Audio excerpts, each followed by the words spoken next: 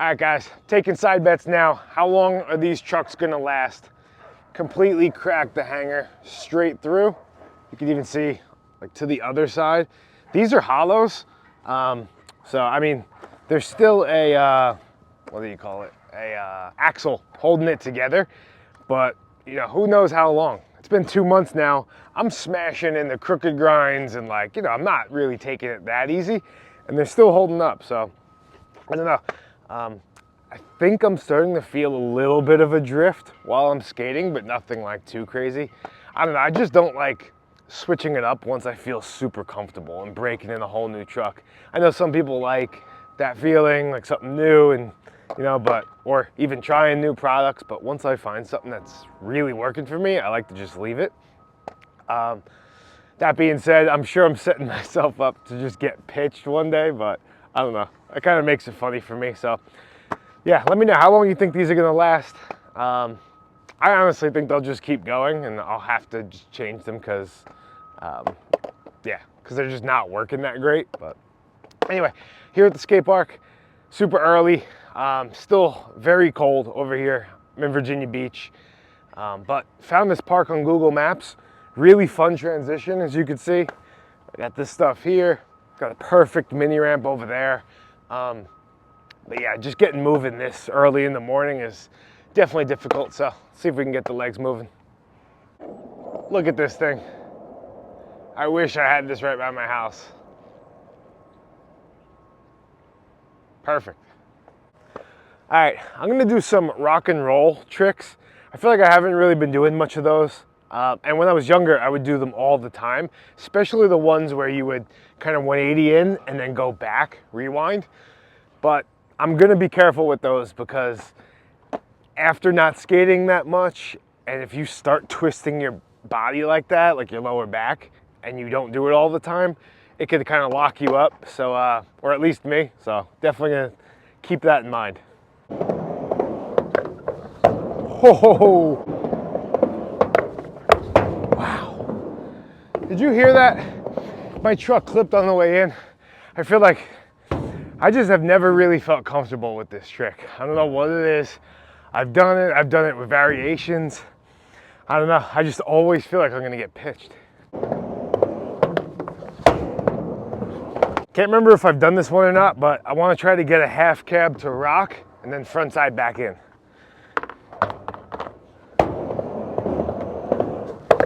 Okay. Okay, that was it.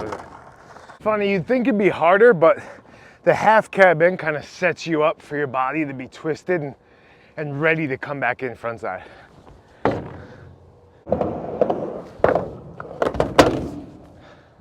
I don't stick the next one, going back home. Oh.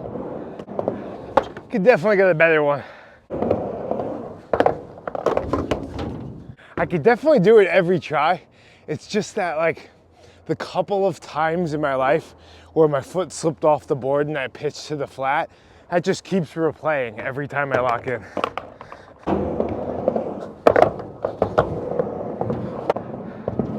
All right, I'm happy with that one.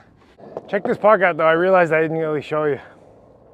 Nice little mani pad here, some banks, ledge, rail, little hip, like a perfect little round rail. I mean, this is like the perfect low budget park. Like it's kind of got everything and it's not that big. You know, little quarter pipe up there. This handrail, I could probably do without that rail, but you know, a little hubba and then the mini. And I'm pretty sure this wasn't that expensive of a park to make, you know, maybe a couple $100,000. Definitely would like to see more of these. Just, you know, it doesn't take too much. You don't need this crazy $1 million, multi-million dollar huge project, you know. Something like this just gets the job done. And these ramps look like they'll be here for years and have been here for years. I'm not sure when they were put in, but yeah, they look like they'll last for a while. Kind of weird. Just got the random urge to do a fakie ollie, a fakie manual on this little fly box thing here.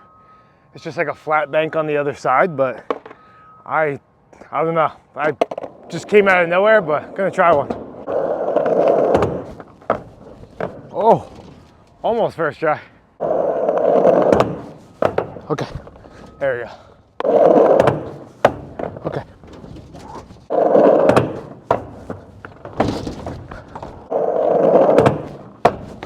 Oh.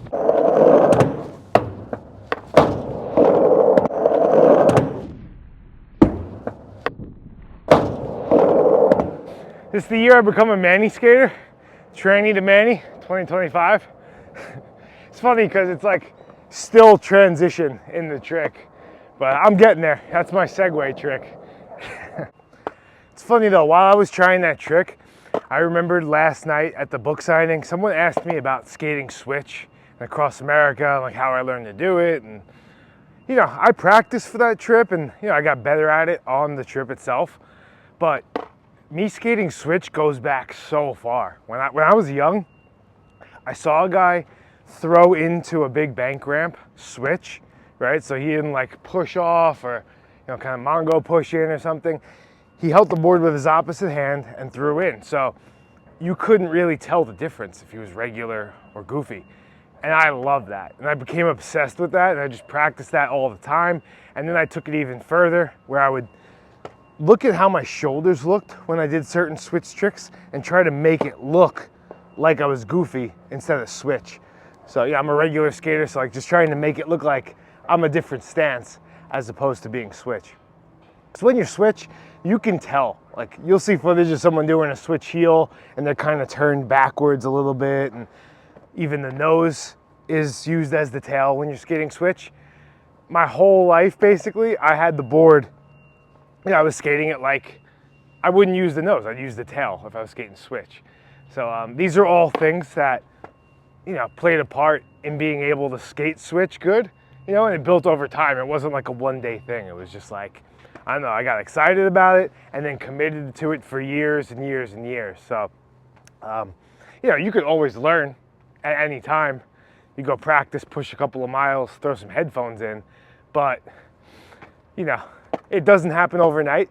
And a lot of the times when it's the most important to practice it, like you're filming a line or your friends like with you, like, you know what, maybe instead of pushing Mongo, I'll just do it regular, or it feels uncomfortable, the run-up's not that long.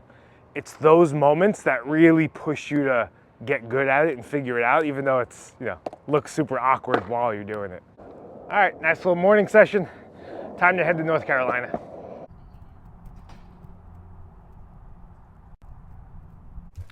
What's going on, How's it going? Mr. Caruso? What's up, man? Good to meet you, dude. Nice to meet you.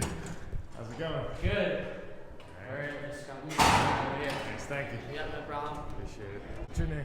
Camden. Chad. Nice to meet you, nice, dude. nice. Seeing you online. Yeah. What's up? I'm Brad. Are you going to be speaking Nice with to us? meet you. I am. Yeah. Nice to meet you. All right, sounds nice. Hey, it's good to meet Hi, you. nice to meet you. How's it going? Great. See you in a little bit, man. We're advertising. We're hyping it up. Yeah, that's the legend. Nice, yeah. Love you. How many people here have skated a mile? Show of hands. Anyone? All right, there's a couple people. All right. How about anyone 5 miles? Anyone? We talking total or one time? Like one push. Yeah. He's like, no. Yeah. Basically, no. Yeah. Same here. Before I came up with this idea, I've never skated a long distance before. I only did tricks. That choice to leave behind alcohol and drugs made everything possible because I was just clear, focused, and it left the gap for something you're passionate about to fill it in. That's when a lot of the learning happened. Just being out there completely alone, not a lot of distractions, and realizing that those distractions a lot of the times are the things that hold you back. They're people's opinions and society and just so much outside noise, and being out there in the silence really showed me what I love to do and to focus on that and do it to the best of my ability. Yeah, I went through Nashville when there was a Taylor Swift concert going on. So Swifties all over the street and I'm zigzagging through them. It's really funny. You're in the vlog. I'm like holding my camera, just like bobbing and weaving. Hey, thank you guys. Appreciate it. Thank you. Come on, Cam. Let's go. Oh, let's go over here. Oh, over there. Yeah, we'll make it official. Sign your phone? Any spot?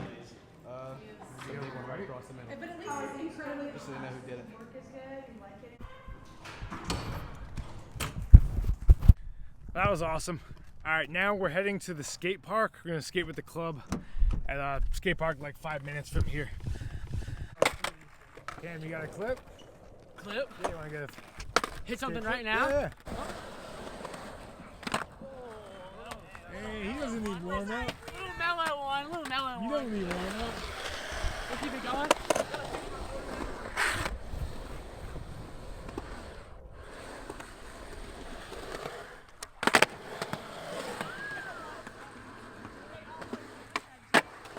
Yeah. We're just warming up. We're just warming up right now. We're just warming up.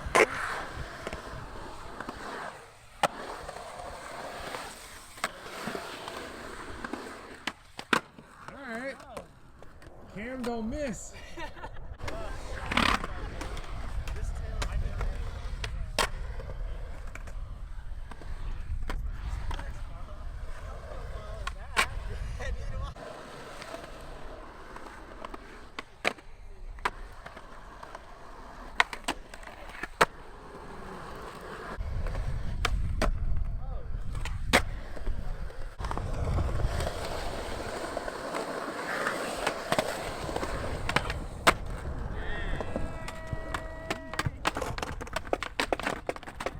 Nice, that's it. Thank you, bro.